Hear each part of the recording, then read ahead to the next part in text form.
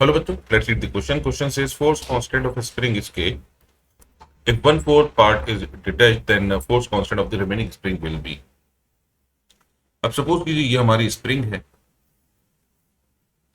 इसको हमने स्प्लिट कर दिया दो पार्ट्स में, यानी एक पार्ट हो गया ये और दूसरा पार्ट हो गया ये, और ये 1/4 डिटैच किया, यानी ये होगा 3L/4 और ये होगा L/4।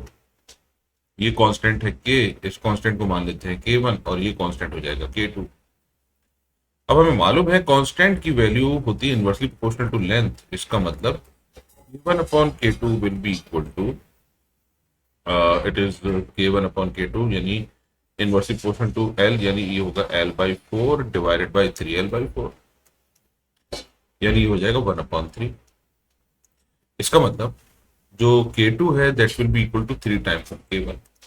अब ये दोनों को जब हम जोड़ते हैं तो ये सीरीज में K बनेगा, और सीरीज में हमें मालूम है 1/K equivalent is equal to 1/K1 plus 1/K2।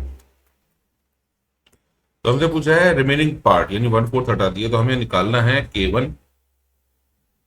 तो K1 की वैल्यू चाहिए, तो K2 is equal to 3K1 है, तो हम रख देते हैं 1/K1 प्लस 1/3K1। 3 किसके बराबर है? 1/K के बराबर। It is equal to 1/K1 common हो जाएगा 3, ये होगा 3 प्लस 1। इसका मतलब K1 की वैल्यू जो होगी 4K/3। जो K1 की वैल्यू है जो हमें चाहिए दैट इज 4K/3। आंसर हो जाएगा 2। I hope you understood the solution. Thank you.